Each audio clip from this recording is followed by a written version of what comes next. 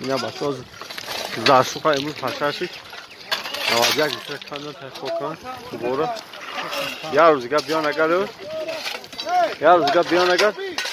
از زرشوخ میگذارن همیشه اگر مردم تشر بیان واسه جمعونه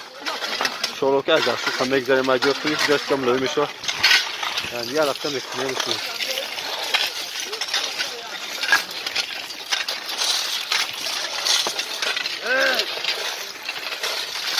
کاملو چی کنی؟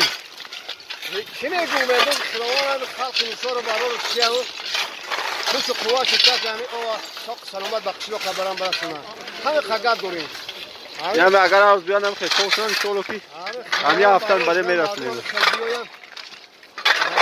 انشاءالله که یعنی یک هفتن بخشی و خانشالو میبریم یک دستان یعنی یک دیگر فهمی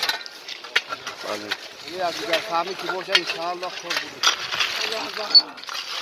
دوام برای کیم مردم کیم